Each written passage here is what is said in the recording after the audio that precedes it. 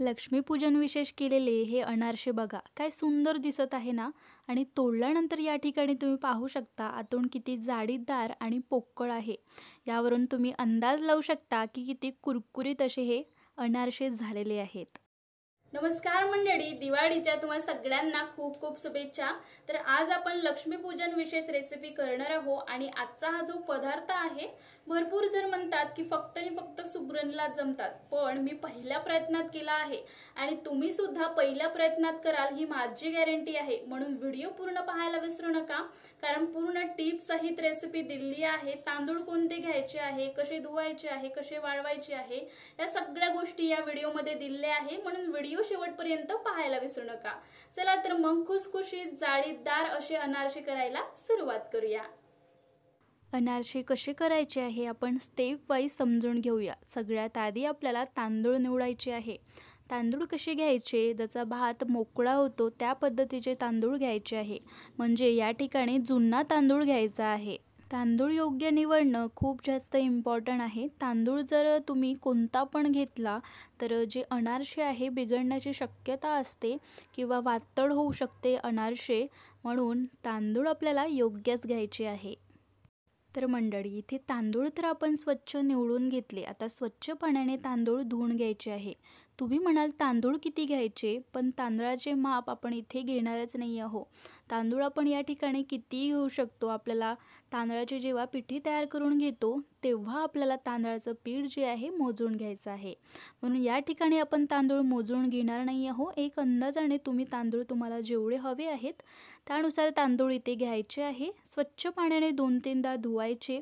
त्याआधी निवडायचे आहे खडे गोटे, त्यामध्ये जे काही असते ते काढून घ्यायचे आहे आणि स्वच्छ पाण्याने धुवून घ्यायचे आहे. आता येतो सगळ्यात महत्त्वाचा पार्ट, ते म्हणजे हे जे तांदूळ आहे आपल्याला 3 दिवस 3 रात्र भिजवून ठेवायचे आहे आणि हरेक दिवसाला आपल्याला यामधलं पाणी बदलवायचं आहे. तर आज आपण यामध्ये पाणी टाकून ठेवणार आहोत. आजचा आहे पहिला दिवस आणि आजपासून आपण हे जे तांदूळ आहे भिजवण्यासाठी ठेवणार आहोत. तर उदाहरण म्हणून तुम्हाला सांगते, आजची आहे 1 तारीख, उद्याची आहे 2 आणि परवाची आहे 3 तारीख. असे 3 दिवस आपण हे तांदूळ भिजवायला ठेवणार आहोत. तर तिन्ही दिवस काय करायचं आहे, ज्या वेळेला आपण तांदूळ भिजवायला घेऊ त्याच वेळेला आपल्याला पाणी बदलवायचं आहे रोजच्या रोज.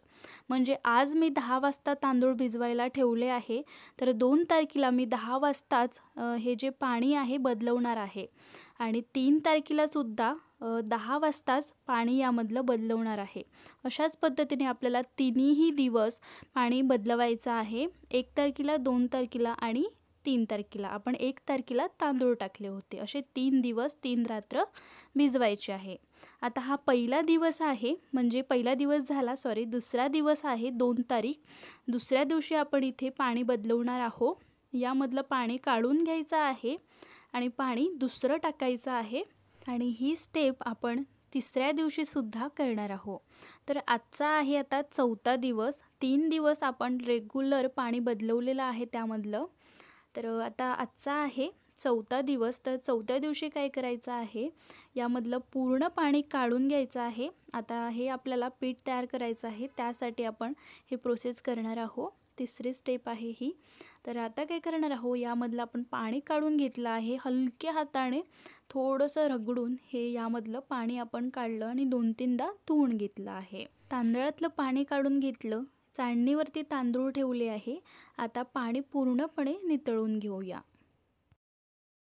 तर मंडळी, या तांदळामधलं आपण पूर्ण पाणी नितळून घेतलं आहे. आता काय करायचं, एक कॉटनचा कापडा घ्यायचा आहे, जिथे कुठलाही हवा येत नाही, पंख्याचा नाही, कोणताच हवा येत नाही.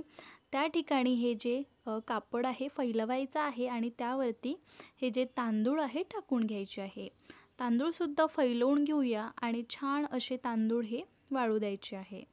3-4 तासांसाठी हे जे तांदूळ आहे छान वाळवून घेऊया.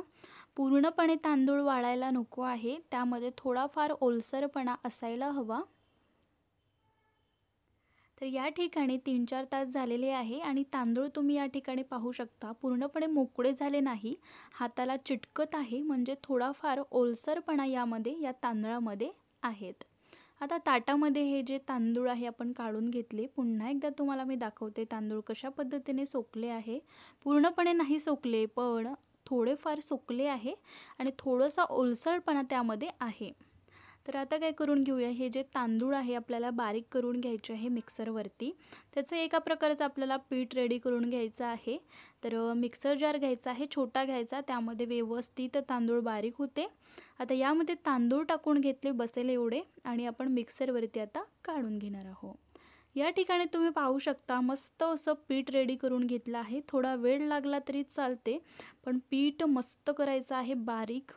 कितीही पीठ आपण हे बारीक केलं तरीसुद्धा त्यामध्ये छोटा ना छोटा अन्नाचा कण राहतोच, दाण्याचा कण असतोच. म्हणून आपल्याला काय करायचं आहे, हे जे पीठ आहे तांदळाचं गाळून घ्यायचं आहे.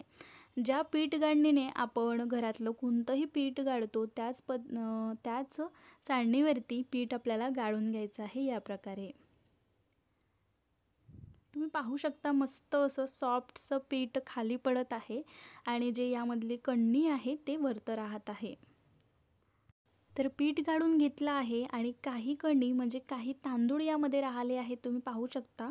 आता लगेच ते जे तांदूळ आहे आपण मिक्सर जारमध्ये टाकून घेऊया आणि जे दुसरे तांदूळ आहे जे आपण बारीक करायला घेतले होते ते सुद्धा टाकायचे आहे यामध्येच. दोन्ही तांदूळ एकाच वेळेनं काढायचं आहे, म्हणजे काय होणार, ते जे आधीचे काढून घेतलेले तांदूळ आहे ते कोरडे होणार नाही. आपण जर म्हणू पूर्ण गाळून घेते नंतर मी काढते, अशा पद्धतीचं करायचं नाही आहे.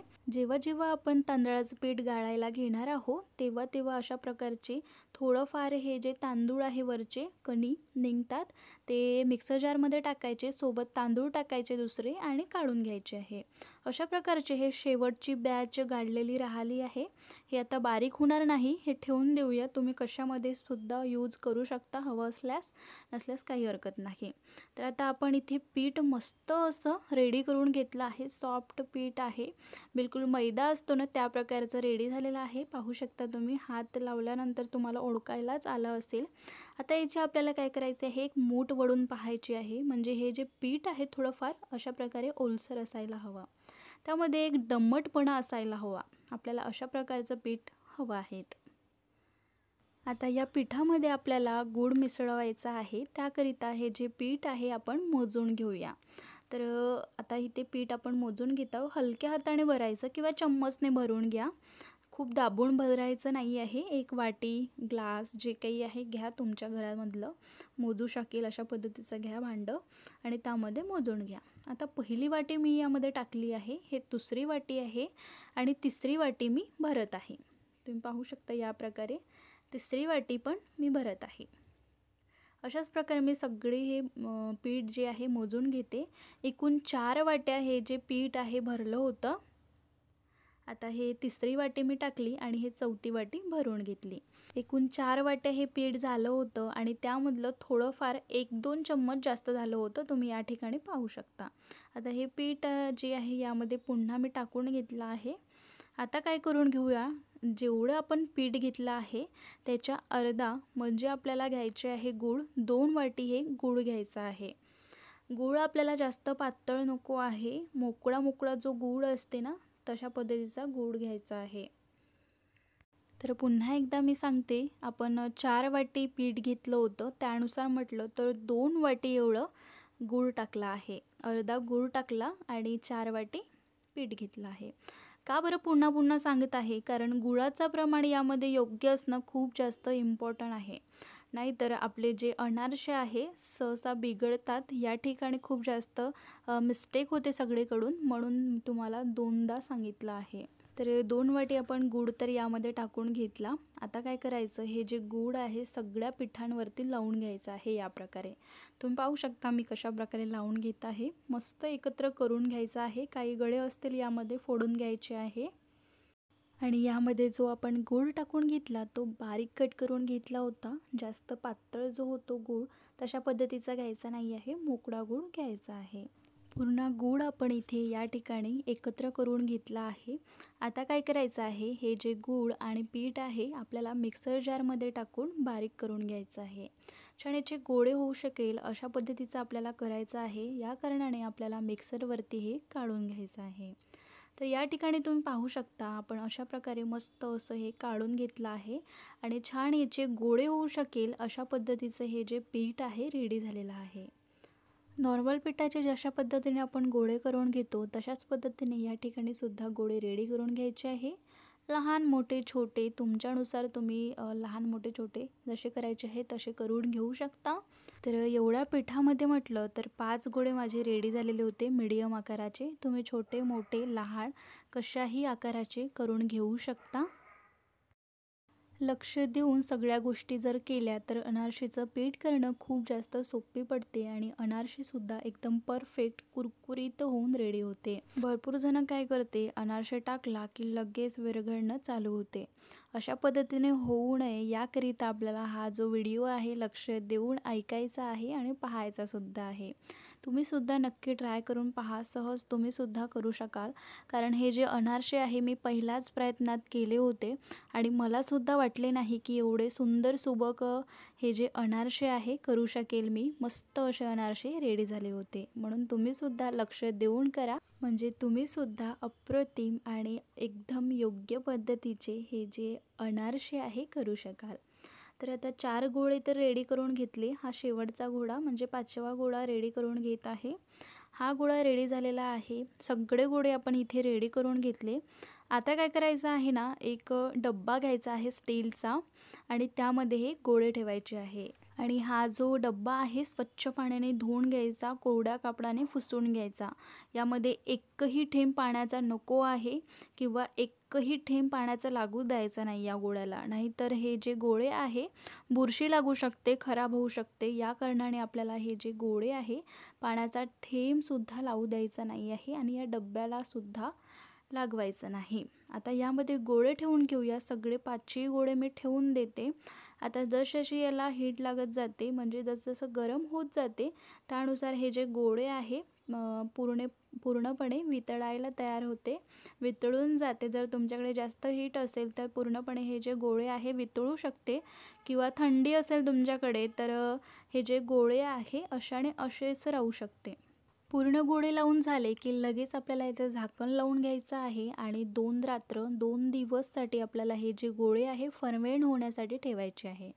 ज्या पद्धतीने आपण तांदूळ भिजवण्याकरिता 3 दिवस 3 रात्र ठेवले होते त्याच पद्धतीने 2 रात्र 2 दिवस आपल्याला हे जे गोळे आहे फर्मेंट होण्यासाठी ठेवायचे आहे.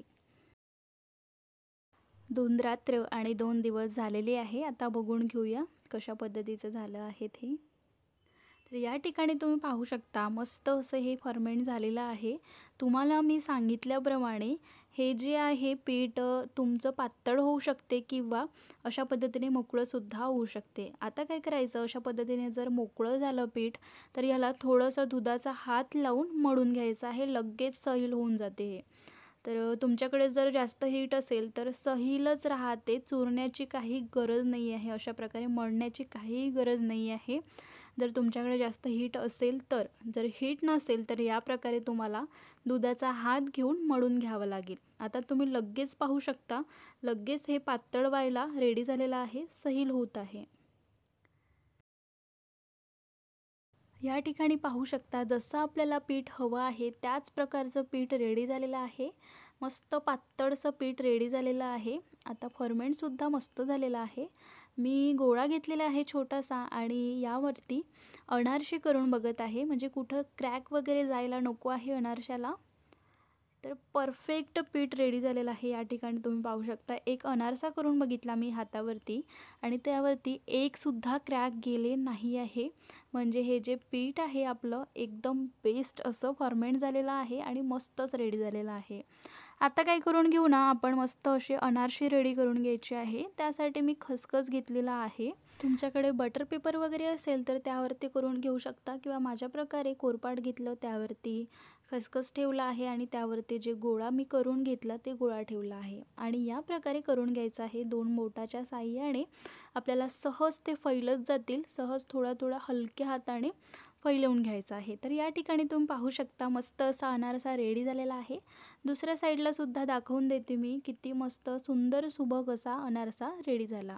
आता अनारसे आपल्याला लगेच तळायला घ्यायचे आहे. त्यासाठी तेल कसं गरम असावं ते सुद्धा तुम्हाला मी सांगणार आहे. तर तेल गरम होण्यासाठी ठेवलं होतं मी. तेल गरम झालेलं आहे. यामध्ये छोटासा अनारसा टाकून बघितला. टाकल्या लगेच त्याला बुडबुडे यायला सुरुवात झाली आहे आणि काही वेळात हा जो अनारसा आहे वरती येते. तर अशाच प्रकारचं आपल्याला हे जे तेल आहे गरम असावं, जास्त धूर येईल इथपर्यंत गरम नसावं. मस्त गरम केलं आहे आणि गॅस कमी ठेवायचा. जेव्हा अनारसा टाकतो आपण तेव्हा गॅसची फ्लेम जी मोठी असायला हवी आणि ज्या वेळेला अनारसा आपण टाकून झाला आहे त्यावेळेला गॅसची फ्लेम जी आहे कमी करायची आहे. तर या ठिकाणी बघून घेऊया अनारसा कसा टाकायचा. छोटा तर आपण टाकून बघितला आहे, आता मोठा टाकून बघूया. तर त्याच प्रकारे मी अनारसा टाकून घेतला आहे. लगेच मस्त अशा बुडबुड्या यायला सुरुवात झाली आहे. गॅस सुरुवातीला मोठा आहे आणि टाकल्याबरोबर मी जे गॅस आहे छोटा करून घेतला आहे. मंद गॅसवरती हे जे अनारसे आहेत तळून घ्यायचे आहे. आता लगेच थोडा अनारसा जो आहे तो वरती यायला सुरुवात झाली आहे. मस्त हे जे अनारसा आहे तेलावरती तरंगायला सुरुवात झाली आहे. एकही अनारसा फुटला नव्हता. मी गॅरंटी देऊन सांगते, या पद्धतीने जर तुम्ही अनारसे कराल तर एकही अनारसा फुटणार नाही, मी गॅरंटी देते. मी सुद्धा पहिल्यांदाच अनारसे केले आहे जीवनात आणि पहिल्याच प्रयत्नात किती सुंदर सुबक अनारसे रेडी झालेले आहे. तर अनारसा वरता आलेला आहे, तेलावरती तरंगत आहे. तेव्हा काय करायचं, मी ज्या प्रकारे झाराने यावरती तेल टाकत आहे त्याच प्रकारे तेल या अनारशावरती टाकायचं आहे. कारण वरतून सुद्धा जे अनारसे आहे तळून रेडी व्हायला हवे, याकरिता आपल्याला अशा प्रकारे करायचे आहे. अनारसे तळून होण्यासाठी जास्त काही वेळ घेत नाही. काही वेळातच अनारसा हा जो तळून मोकळा होते. अनारसे तळण्याकरिता 1 मिनिटाच्या जास्त वेळ लागत नाही, जास्त वेळ काही घेत नाही आणि एका वेळेला एकच अनारसा या तेलामध्ये सोडायचा आहे. म्हणजे सहज त्या अनारशाला फिरता येतील आणि सहज आपण ते अनारसे तळून घेऊ शकेल. तर या ठिकाणी अनारसे झालेले आहेत तळून रेडी आणि आपण अशा प्रकारच्या चाळणीवरती काढले आहे. म्हणजे त्याला वाफ जायला जागा मिळेल आणि मस्त जास्त वेळांसाठी कुरकुरीत अनारसे राहतील. आता लगेच काढल्याबरोबर थोडेफार नरम राहते अनारसे, नंतर कडक येऊन जाते. अशाच प्रकारे आता सगळे अनारसे जे आहे आपण तळून घेऊया. मस्तच झाला आहे अनारसा. मला तर खूप जास्त आवडले आहे अनारसे, कारण मी पहिल्यांदा ट्राय केले म्हणून मला खूप जास्त खुशी झाली. एवढा चांगल्या पद्धतीने अनारशाची जी रेसिपी आहे तुमच्यासोबत मी शेअर करू शकत आहे आणि काही चुका झाल्या असेल ते सुद्धा तुमच्यासोबत मी शेअर केले आहे. तर तुम्हाला आजची अनारशाची रेसिपी तुम्हाला कशी वाटली नक्की कमेंट करून सांगा. पूर्ण अनारसे मी या ठिकाणी करून घेतले आहे. भरपूर असे अनारसे होऊन रेडी होते. नक्की यावर्षी ट्राय करा. जमत नाही असं म्हणू नका, कारण मी सुद्धा पहिल्यांदा ट्राय केले आणि पहिल्याच प्रयत्नात एवढे सुंदर सुबक असे अनारसे रेडी झालेले आहेत. एक अनारसा जो आहे तुम्हाला मी तोडून सुद्धा दाखवते. किती आतून कुरकुरीत, पोकळ आणि जाळीदार झालेले आहे. तर तोडून झाल्यानंतर या ठिकाणी तुम्ही पाहू शकता आतून किती पोकळ झालेली आहे आणि याचवरून तुम्ही अंदाज लावून घ्या की किती कुरकुरीत झाले असणार हे अनारसे. आजची ही अनारशाची रेसिपी आवडली असेल तर लाईक, शेअर, सबस्क्राईब करायला विसरू नका. भेटूया अशाच नवनवीन आणि गोड गोड रेसिपी घेऊन. तोपर्यंत मस्त राहा. भरपूर रेसिपी आपल्या चॅनलवरती दिल्या आहे मी दिवाळीच्या, ते सुद्धा नक्की जाऊन पहा. थँक्यू.